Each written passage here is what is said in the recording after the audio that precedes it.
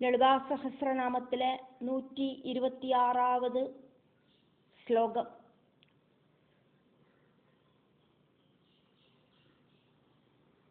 மூணு அக்ஷரங்கள் இருக்கிற மந்திரத்தோடு ரூபமா இருக்கிறவள், ஓங்கார மந்திரமா இருக்கிறவளாக்கும் தேவி. தேவலோகத்தில் இருக்கிற பூக்களாலேயும் அதே மாதிரி ரொம்ப ரொம்ப சுகந்தம் இருக்கிற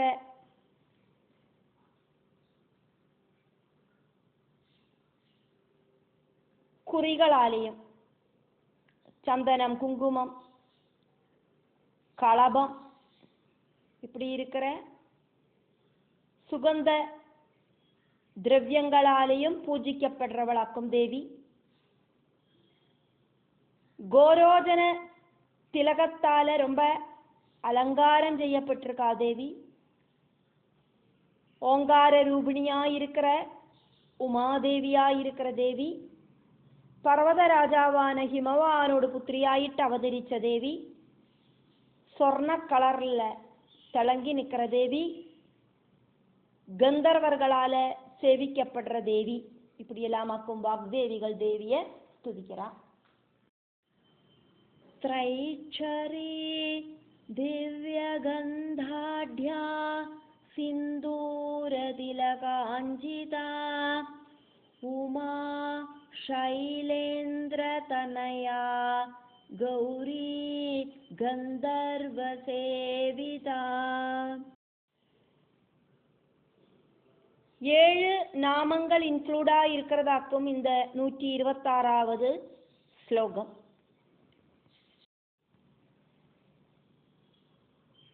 இந்த ஸ்லோகத்துக்குள்ள இருக்கிற நாமங்கள் எதெல்லாம் பதங்கள் கூடி சேர்ந்தாயிருக்கும் உண்டாயிருக்கு அப்படிங்கிறத தெரிஞ்சுண்டு அதுக்கப்புறமா நாமங்களை சொல்லறத நாமங்கள் தவறில்லாம சொல்லறதுக்கு சாதிக்கும்.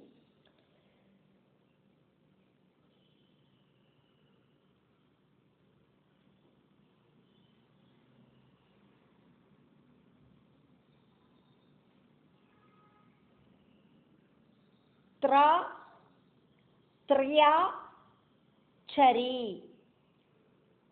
த்ரி அட்சரி அது கூடி சேர்ந்தாக்கும் த்ர த்ரியா சரி, த்ரட்சரி அப்படின்னு வந்திருக்கு. 3 அக்ஷரங்கள் கூடி சேர்ந்த ஓங்கார மந்திரமா இருக்கிறவள் அப்படின்னாக்கும் அதுக்கு அர்த்தம். த்ரி அட்சரி அதே அர்த்தம் இந்த நாமத்துல த்ரியா சரி, த்ரட்சரி அப்படின்னு சொன்னது. அடுத்தது திவ்ய கந்த ஆட்யா. திவ்ய கந்தாட்யா சிந்தூர திலகாஞ்சிதா. சிந்தூர சிந்தூர அங்க தா அப்படிங்கிறது உச்சரிக்க கூடாது, தா. சிந்தூர சிந்தூர திலக அஞ்சிதா. சிந்தூர திலகாஞ்சிதா. உமா சைலேந்திர தனயா. சைல இந்திர தனயா. சைலேந்திர தனயா. கௌரி கந்தர்வ சேவிதா. இத்திரேமாக்கும் இதில் இருக்கிற நாமங்கள். 630வது நாமம் த்ரட்சரி. த்ரி அட்சரி கூட்டி சேர்த்தி நடுவில் பதங்களை பிரிக்காதக்கு த்ரியட்சரி. த்ரா பிளஸ் யா, த்ரியா, த்ரியாட்சரி. 3 அக்ஷரங்கள் கூடி சேர்ந்த ஓங்கார மந்திரமாயிட்டு இருக்கிறவளாக்கும் தேவி. து பிளஸ் ரு பிளஸ் யா ത്രയ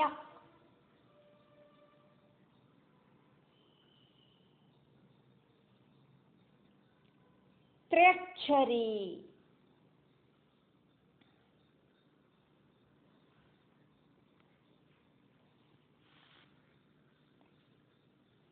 த்ரெச்சரி அப்படின்னு சொன்னா ஆத்மவித்யா.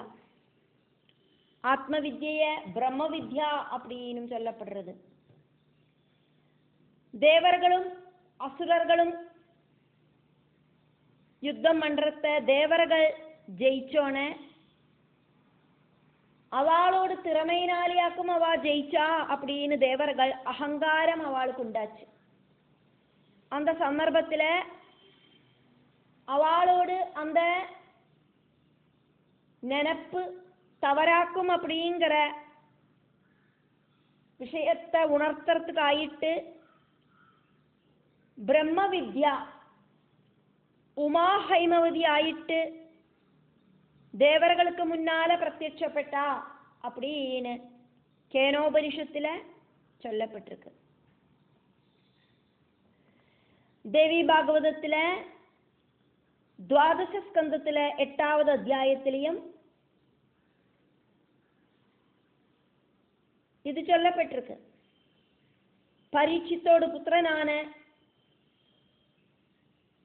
ஜனமேஜயனுக்கு காயத்ரி தேவியோட மகாத்மியத்தை எக்ஸ்பிளைன் பண்ணி சொல்ற அந்த சந்தர்ப்பத்தில் வியாச மகர்ஷி காயத்ரி தேவியோட மகாத்மியத்தை எடுத்து சொல்லியிருக்கார். தேவர்களோடு முன்னால பிரத்யட்சப்பட்டது ஆராக்கும் அப்படின்னு தெரியாம திருதிருன்னு முழிச்சுட்டு இருந்த தேவேந்திரன் கிட்ட மாயாபீஜம் ஜபிக்கிறதுக்கு அசரீரி வாக்கியம் வழியா பராசக்தி சொன்னா. கண்ண மூடிண்டு தியானிச்சு எந்த உணவும் சாப்பிடாதக்கு 1,00,000 வருஷம் மாயாபீஜம் ஜபிச்ச இந்திரனோடு முன்னால சைத்திர மாசத்துல சுக்லபட்ச நவமி அந்த நவமி திதியில மத்தியான நேரத்துல பராசக்தி அதானது பிரம்ம வித்யை சர்வாபரண விபூஷிதையாயிட்டு உமா ஹைமவதி ஆயிட்டு பிரத்யட்சமாயிட்டு தேவேந்திரன் கிட்ட இப்படி சொன்னா. நிர்குணம் சகுணம் சேதி த்விதாமத்ருபமுச்யதே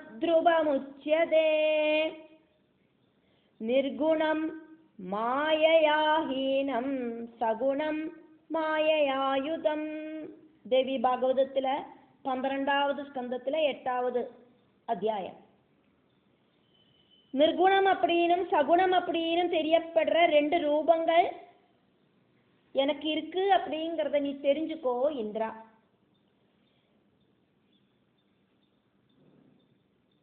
திரிகுணங்கள் கூடி சேர்ந்தாக்குமே மாயை ஆயிட்டு இந்த பிரபஞ்சம் உண்டாயிருக்கு. அந்த திரிகுணங்கள் டச் பண்ணாதக்கு மாயை டச் பண்ணாதக்கு இருக்கிற நிர்குணம் பாவம் அதானது பரபிரம்மம். அதே மாதிரி மாயையோடு சேர்ந்து நிற்கிறத சகுணம் அதானது பிரகிருதி அப்படின்னு எனக்கு பேர் இருக்கு அப்படின்னு தேவேந்திரன் கிட்ட அதிபராசக்தியா இருக்கிற பரபிரம்ம பட்டமசிஷியா இருக்கிற பிரபஞ்ச நாதையா இருக்கிற லோக மாதாவா இருக்கிற லலிதாம்பிகை சொன்னா. ஓங்கார ஸ்வரூபிணியான பிரம்ம வித்யான தேவி சொன்னா. 630வது நாமம் 3 அக்ஷரங்கள் உள்ள நாமமாக்கும்.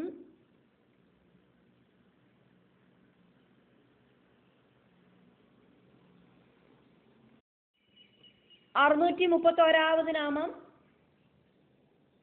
5 അക്ഷരങ്ങളോട് കൂടിയ നാമം ദിവ്യഗന്ധാഢ്യ. ரொம்ப ரொம்ப சிரேஷ்டமான மனம் இருக்கிற சந்தனம், களவம், குங்குமம், மஞ்சள் இப்படியெல்லாம் இருக்கிற சுகந்த திரவியங்களை சரீரத்துல பூசின்னு இருக்கிறவளாக்கும் தேவி. அங்கராகம் பூசின்னு இருக்கா தேவி. உபாசகர்களால திவ்ய கந்தம் இருக்கிற கலபத்தால தேவி விக்கிரகத்தை அபிஷேகம் செய்யப்படுறது. அதே மாதிரி சுகந்தம் இருக்கிற திவ்ய புஷ்பங்களால தேவி விக்கிரகத்தை அர்ச்சிக்கப்படுறது. தேவிய பூஜிக்கிறத திவ்யமான கந்தம் இருக்கிற திரவியங்களும் புஷ்பங்களும் மஸ்டாயிட்டும் வேணும் அப்படின்னு பூஜா விதானத்துல சொல்லப்படுறது. திவ்ய கந்தங்களால பூஜிக்கப்படுறவளாக்கும் ஜெகதம்பிகை. தேவேந்திரன் மகாலட்சுமிய பூஜிச்சது எப்படி ஆயிருந்தது அப்படின்னு தேவி பாகவதத்துல நவமஸ்கந்தத்துல சொல்லப்படுறது. சுகந்த புஷ்பதைலம் ச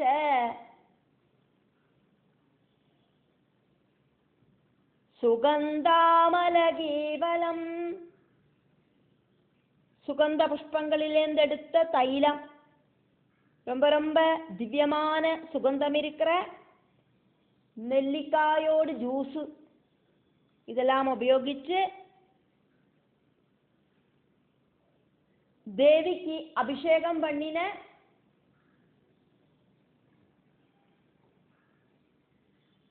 தேவேந்திரன். மணிதீபுக்கு போற வழியில ரொம்ப ரொம்ப ஸ்ட்ராங்கான காரியம் அப்படிங்கிற மெட்டலால, இரும்பு, காப்பர் இப்படி எல்லாம் இருக்கே, அதே மாதிரி ரொம்ப ஸ்ட்ராங்கான காரியம், அந்த ஈயத்தால உண்டான கோட்டையோடு உள்ளுக்குள்ள சந்தான விருட்சங்கள் ரொம்ப வழியற ஒரு காடு இருக்கு.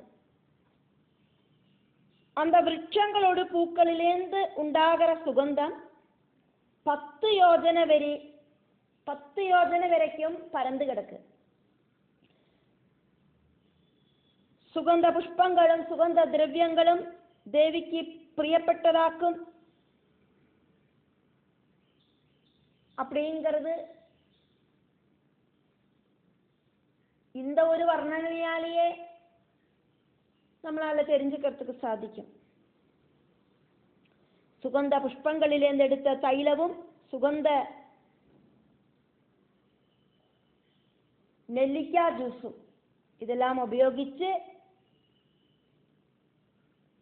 தேவேந்திரன் மகாலட்சுமிய அபிஷேகம் பண்ணினார்.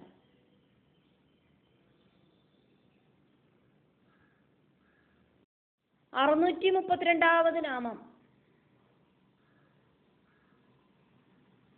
8 അക്ഷരങ്ങളോട് കൂടിയ നാമമാക്കും ഇത്. സിന്ദൂര തിലകാഞ്ചിത. സിന്ദൂര തിലക അഞ്ചിത പദങ്ങളെ പിരിക്കാതെക്ക് വേണം നാമം ചൊല്ലறதுக்கு. அதனால സിന്ദൂര തിലകാഞ്ചിത. கோரோதனத்தால பொட்டு வச்சுண்டு ரொம்ப அழகியா இருக்கா தேவி. சிந்தூரத்தாலையும்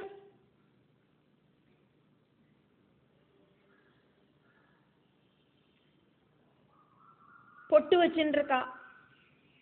அதனாலேயே தேவி ஜொலிச்சு நிற்கிறா.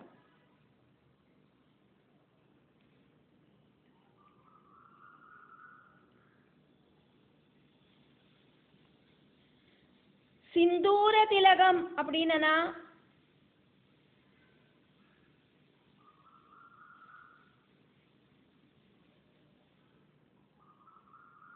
ஆனைகள் அப்படின்னு அர்த்தம் இருக்கு. தேவியோடு சுற்றிலும் நிறைய ஆனைகள் இப்படி சூழ்ந்து நிற்கிறது.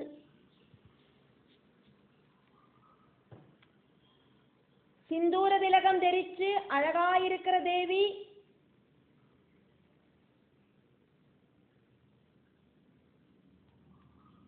அப்படின்னும் அர்த்தம் இருக்கு. திலகம் சொன்னா பொட்டு, சிந்தூரம், குங்குமம், விபூதி, சந்தனம், சாந்து பொட்டு, இதெல்லாம் பொட்டுதான்.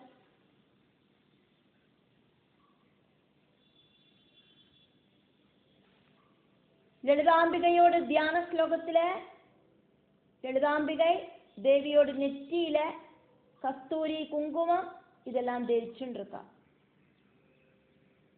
சகுங்கும விலேபனாம் அழிக சும்பி கஸ்தூரிகாம். சிந்தூரம் அப்படிங்கிற சப்தத்துக்கு கோரோஜனம் அப்படிங்கிற அர்த்தமும் இருக்கு. தேவி கோரோஜனம் தெரிச்சுண்டு பல சந்தர்ப்பங்களிலேயும் பிரத்யட்சப்பட்டதாயிட்டு புராணங்களில் சொல்லப்படுறது. சிந்தூர திலகா அப்படின்னா திருமணமான சுமங்கலி அப்படின்னு அர்த்தம் இருக்கு. காமேஸ்வர பத்னியான லலிதாம்பிகை சுமங்கலியாக்கும் அப்படின்னு அடுத்த வாளுக்கு தெரியப்படுத்துறதுக்காயிட்டு தன்னோட நெற்றியில சிந்தூரம் குங்குமம் இதெல்லாம் தெரிச்சுண்டா.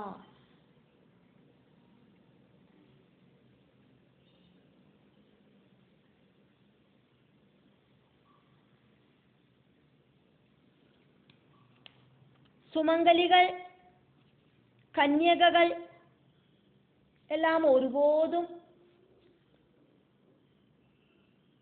பொட்டில்லாம இருக்கப்படாது. ஐஸ்வர்யம் அப்படிங்கிறது ஐஸ்வர்யத்தோட எடுத்துக்காட்டாக்கும் நெத்தியில வச்சுக்கிற பொட்டு.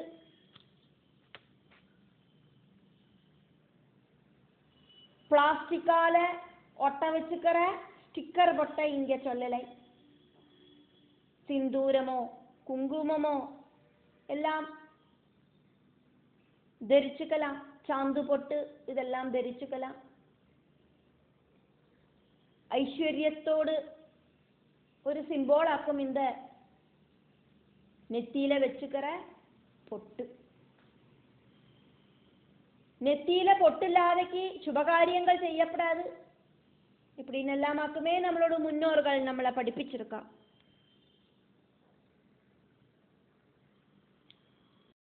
633வது നാമം രണ്ടക്ഷരങ്ങളോട് കൂടിന നാമമാക്കും. ഇത് ഉമാ.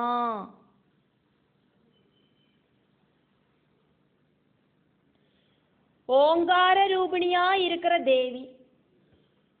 ஓம் அப்படிங்கிற பிரணவ மந்திரத்துல அகாரம் உகாரம் மகாரம் எல்லாம் இருக்கு. அகார உகார மகாரங்கள் சேர்ந்த ஓங்கார ஸ்வரூபிணியாயின தேவி.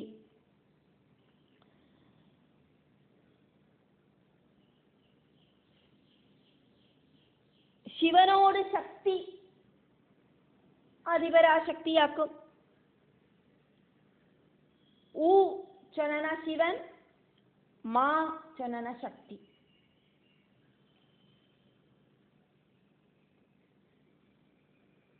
പ്രകാശം, சாந்தி, ராத்திரி இதோடெல்லாம் ரூபம் தரிக்கிறவளாக்கும் தேவி. சிந்துவனம் அப்படிங்கிற வனத்தில் இருக்கிற பிரதிஷ்டையாக்கும் உமா. 6 வயசான கன்யகைக்கு உமா அப்படின்னு பேரு. ஹிமவானோடு பத்னியான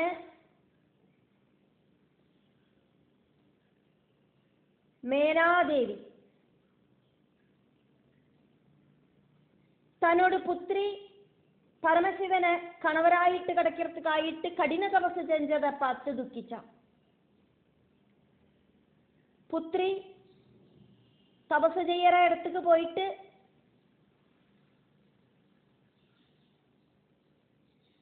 உமா அப்படின்னு சங்கடத்தோடு கூடி கூப்பிட்டா.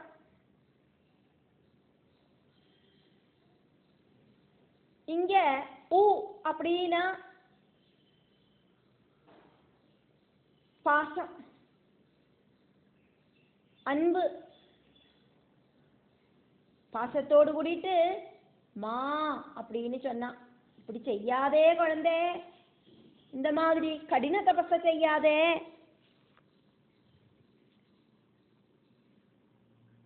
அப்படி பல தடவை சொன்னா.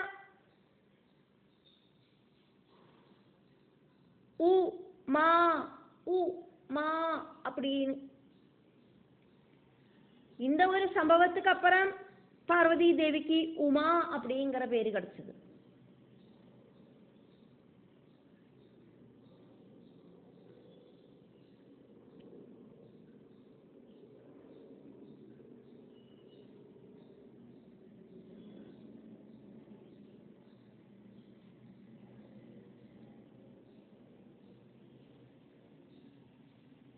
பிரபஞ்ச நாயிகையாக்கும் லலிதாம்பிகை. இந்த பிரபஞ்சத்தோடு அம்மாவாக்கும் உமாதேவி. பிரபஞ்சத்தோடு பிதா அப்படிங்கிறது மகேஸ்வரனாக்கும்.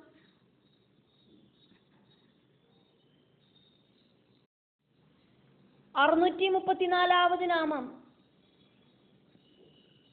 6 അക്ഷരങ്ങളോട് കൂടിയ നാമമാക്കും ഇത്. ശൈലേന്ദ്ര തനയാ. ശൈല இந்திர தனயா. சைலம் அப்படின்னா பர்வதம், இந்திரா அப்படின்னு இங்க யூஸ் பண்ணது எதுக்கு அப்படின்னா பர்வதங்களோடு ராஜா ஹிமவான். அந்த ஹிமவானோடு புத்திரி ശൈലേന്ദ്രതനയാ. பர்வதராஜனான ஹிமவானோடு புத்திரியான பார்வதி அப்படின்னு வாக்தேவிகள் தேவிய கூப்பிடுறான்.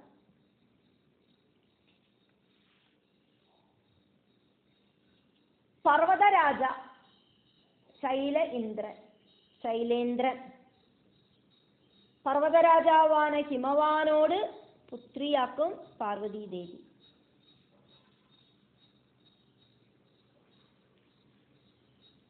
ദക്ഷ പ്രജാപതിയോട് പുത്രിയാണ് സതീദേവി.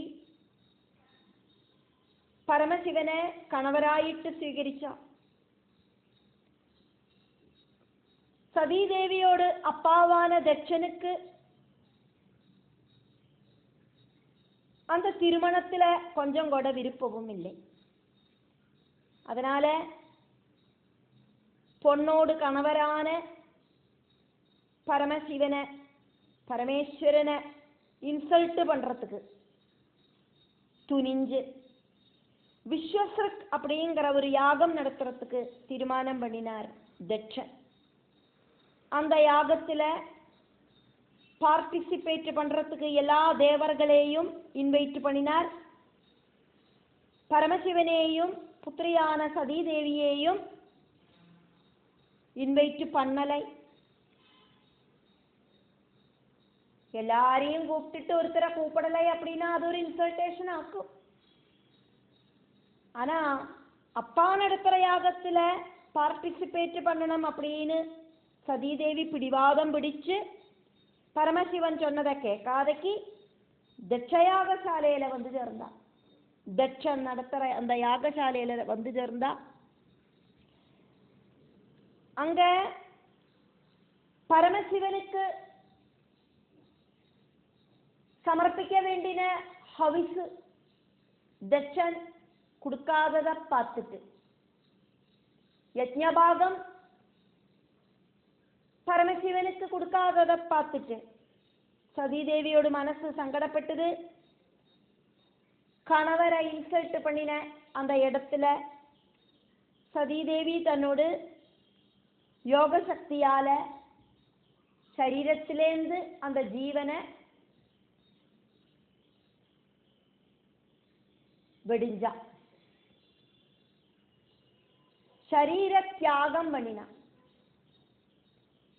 இது தெரிஞ்ச பரமசிவன் கோபத்தோடு கூடிட்டு யாகசாலையில வந்து தட்சனோடு தலைய சூலத்தால வெட்டி ஹோமாக்னியில போட்டு ஹோமம் பண்ணினார். மனைவி இல்லாத துக்கத்துல ரொம்ப தீவிரமான ஒரு வைராக்கிய மனசோடு கூடிட்டு எந்த ஒரு பற்றும் இல்லாத மனசோடு கூடிட்டு பரமசிவன் திரும்பி போனார்.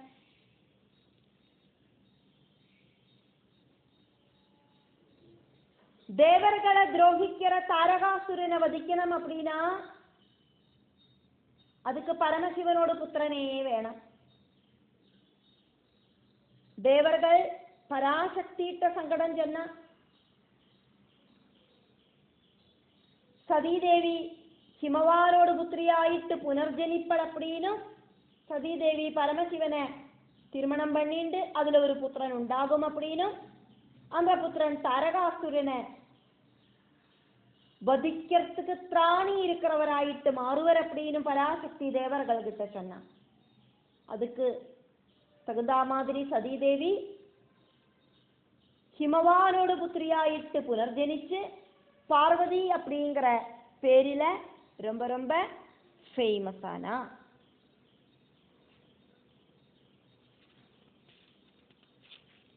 அந்த பார்வதி தேவியை ஆக்கும் இங்க வாக்தேவிகள் சைலேந்திரதனையா அப்படின்னு கூப்பிட்டது. 635வது நாமம் கௌரி. 10 வயசு கன்னிகையோடு பேராக்கும் கௌரி.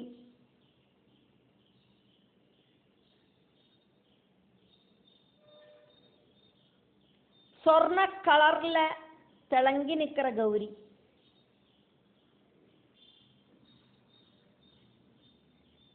கௌரவர்ணத்வாது கௌரி அப்படின்னு சொல்லப்படுறது. வெளுத்த கலர் அப்படிங்கிறது கௌரவர்ணம். தேவியோடு கலர் அப்படிங்கிறது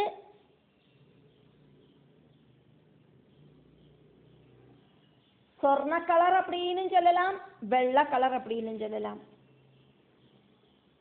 பஸ்மம் பூசின்னு இருக்கிற சிவனும் வெள்ளை கலராக்கும் அவருக்கு.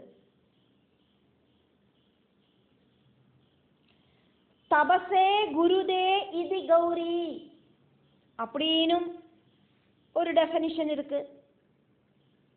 தபசுக்கு கடினமாயிட்டு சிரமிச்சதால கௌரி அப்படின்னு பேரு தேவிக்கு. சதீதேவிய பிரிஞ்சு துக்கம் அனுபவிக்கிற பரமசிவன்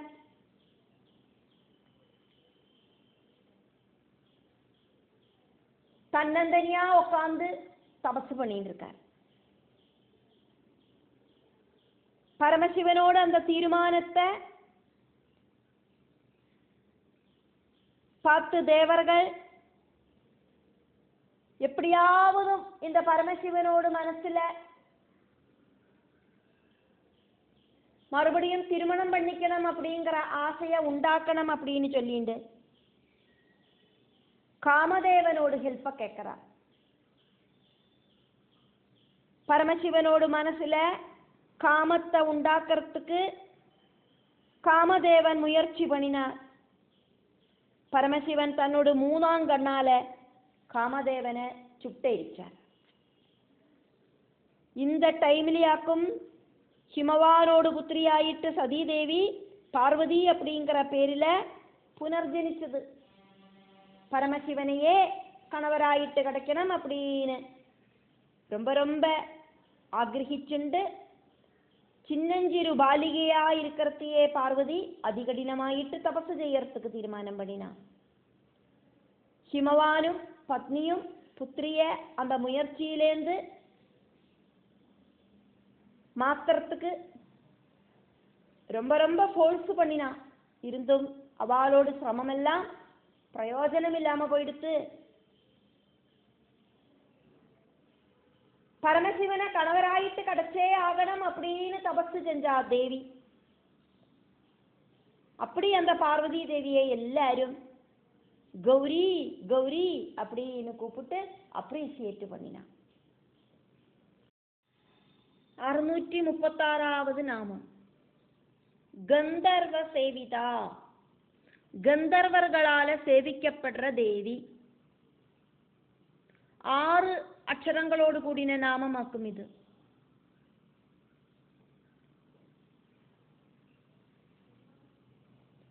கந்தர்வங்களால சூழ்ந்து நிற்கப்பட்ட,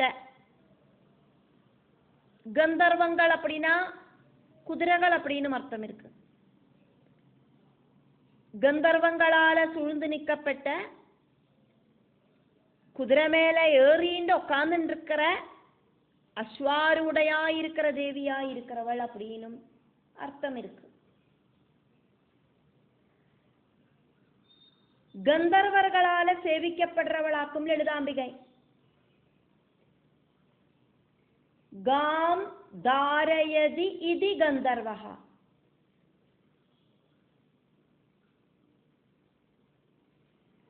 கானத்தை பாடி நடக்கிறதுனால, அப்படி இல்லைன்னா கானத்தை சுமக்கிறதுனால கந்தர்வன் அப்படின்னு பேரு.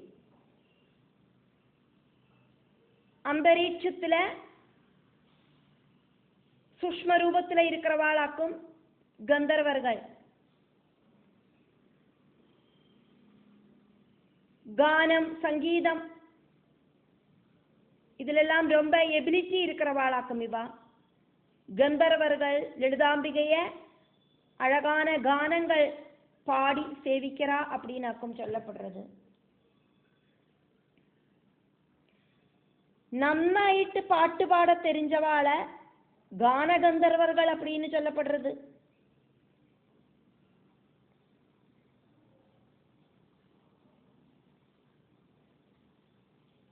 நன்னா பாட்டு பாடி அடுத்தவாளுக்கு ஆனந்தத்தோடு அந்த ஒரு திருப்திய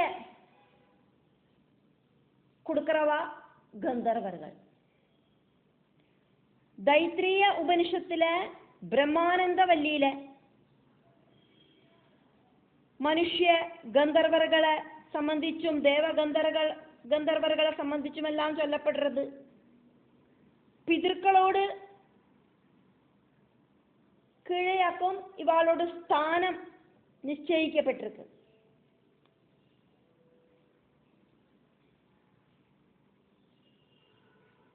பிரம்மானந்த வல்லியில, அதானது தைத்திரிய உபனிஷத்துல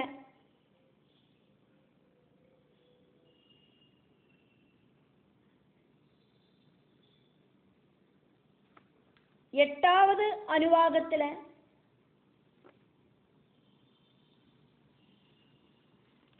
இது சொல்லப்படுறது.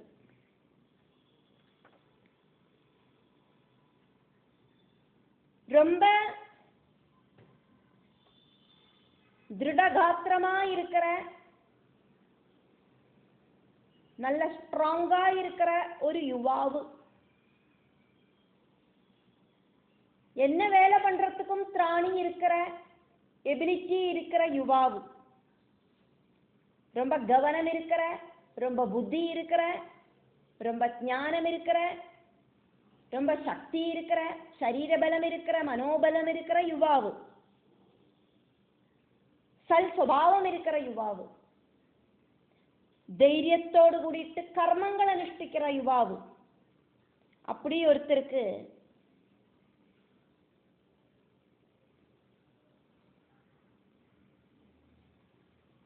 யுவராஜாவாயிட்டு ஸ்தானம் கிடைச்சு நிறைய நிறைய ராஜ்யங்களை கீழ்ப்படுத்தி நிறைய ராஜ்யங்களுக்கு அதிபதி ஆயிட்டு சக்கரவர்த்தி ஆயிட்டு இருந்தானா, இந்த பூமி முழுவன் தன்னோட கண்ட்ரோல்ல வந்தானா ஒரு ஆனந்தம் உண்டாகுமே. அவ்வளோதான் உள்ளது ஒரு மனுஷனோடு டாப் மோஸ்ட் ஆனந்தம். அதுக்கப்புறமா அது வேணும் இது வேணும்னு ஆசைப்படுறதுக்கு என்ன இருக்கு? பூமியில் இருக்கிற எல்லாமே அந்த சக்கரவர்த்திக்கு சொந்தம். எல்லாரும் அவரு சொல்றத கேட்டு நடப்பா. ஒரு மனுஷனோட ஆனந்தம் அப்படிங்கிறது, டாப் மோஸ்ட் ஆனந்தம் அப்படிங்கிறது இவ்வளவுதான். மனுஷனோட டாப் மோஸ்ட் ஆனந்தம் எത്ര இருக்கும்னு தெரிஞ்சுக்கிறதுக்காக்குமே இத சொன்னது. அப்படி ஒரு மனுஷனோடு ஆனந்தம், டாப் மோஸ்ட் ஆனந்தத்தோடு 100 மடங்காக்கும் മനുഷ്യ ഗന്ധർവകളോട് ഒരാനന്ദം.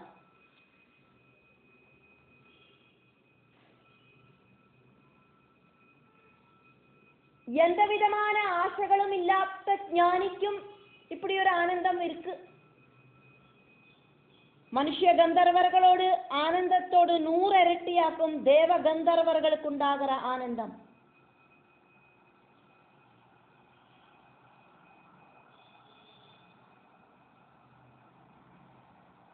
தேவ கந்தர்வர்களுக்கு உண்டாகிற ஆனந்தத்தோடு 100 இரட்டியாக்கும் பிதர்களுக்கு உண்டாகிற ஒரு ஆனந்தம். பிதர்களுக்கு உண்டாகிற ஆனந்தத்தோடு 100 இரட்டியாக்கும் ஆஜானஜ தேவன்மார்களுக்கு உண்டாகிற ஆனந்தம். ஆஜானஜ தேவர்களுக்கு உண்டாகிற ஆனந்தத்தோடு 100 இரட்டியாக்கும் காமதேவர்களுக்கு உண்டாகிற ஆனந்தம். கர்மதேவர்களுக்கு உண்டாகிற ஆனந்தம். அது வேணும் இது வேணும் அப்படிங்கிற ஆக்ரகத்தோடு கூடிட்டாக்குமே கர்மம் செய்யப்படுறது. அதனால காம கர்மங்களோடு கூடின தேவர்களுக்கு உண்டாகிற ஒரு ஆனந்தம். കർമ്മത്താല ദേവത്വം പ്രാപിച്ചവാളാക്കും കർമ്മദേവர்கள். കർമ്മദേവர்களுக்குണ്ടാகிற ஆனந்தத்தோடு 100 இரட்டியாக்கும் தேவர்களுக்குண்டாகிற ஒரு ஆனந்தம். தேவர்களுக்குண்டாகிற ஆனந்தத்தோடு 100 இரட்டியாக்கும் இந்திரனுக்குண்டாகிற ஆனந்தம். இந்திரனுக்குண்டாகிற ஆனந்தத்தோடு 100 இரட்டியாக்கும் தேவகுருவாயிருக்கிற ബ്രഹസ്പതിക്കുണ്ടാகிற ஆனந்தம். ബ്രഹസ്പതിക്കുണ്ടാகிற ആനന്ദത്തോട് 100 இரட்டியாக்கும் പ്രജാപതിക്കുണ്ടാகிற ആനന്ദം. പ്രജാപതിക്കുണ്ടാകിற ആനന്ദത്തോട് 100 இரட்டியாக்கும் ബ്രഹ്മാവുക്കുണ്ടാകിற ആനന്ദം.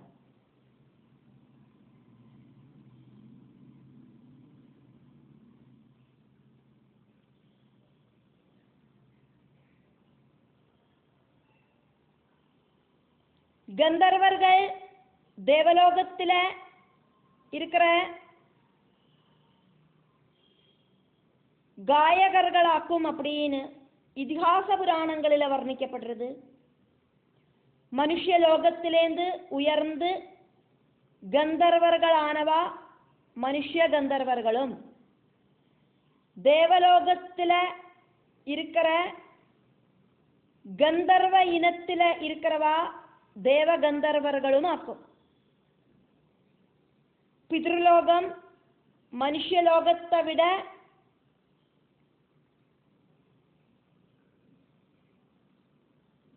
கொஞ்சகாலம் நிலநிற்கிறதுனால பிதற்களை சிரலோகலோகர்கள் அப்படின்னு சொல்லப்படுறது. மனுஷலோகம் அப்படிங்கிறது அழியக்கூடியதாக்கும். பிதൃலோகம் அப்படிங்கிறது அழியாம நிலநிற்கிறது. கொஞ்ச காலம் ஸ்தாயி ஆயிட்டு சிரஸ்தாயி அப்படின்னு சொல்லப்படுறது.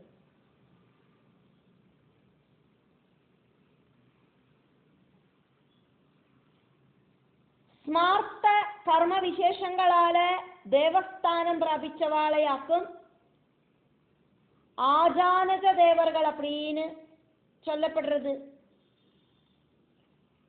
அக்னிஹோத்ராதி வைதிக கர்மங்களால தேவத்துவத்தை பிராபிச்சவாள கர்மதேவர்கள் அப்படின்னு சொல்லப்படுறது. அது வேணும் இது வேணும் அப்படிங்கிற ஆக்ரகத்தோடு கூடிட்டு கர்மம் செஞ்சவா. சூரியலோகத்துக்கு போனோம், சந்திரலோகத்துக்கு போனோம் இப்படின்னு எல்லாம் ஆக்ரகப்பட்டு கர்மம் செஞ்சவா. தேவர்களோடு ராஜாவாக்கும் இந்திரன், தேவர்களோடு ஆச்சாரியனாக்கும் ബ്രഹസ്പതി. இந்த பிரபஞ்சமே சரீரமாயிருக்கிற விராடு ஸ்வரூபனை பிரஜாபதி அப்படின்னு இங்க சொல்லப்பட்டிருக்கு. சமஷ்டி ரூபனும்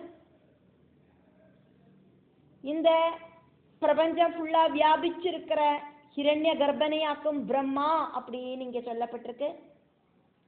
இப்படி இருக்கிற ஒவ்வொரு ஸ்டேஜில் இருக்கிறவாளோடு எல்லா ஆனந்தமும் ஒன்னாയി തീരുന്നത് അതാക്കും ബ്രഹ്മ മനസ്സിൽ இருக்கிற ആനന്ദം.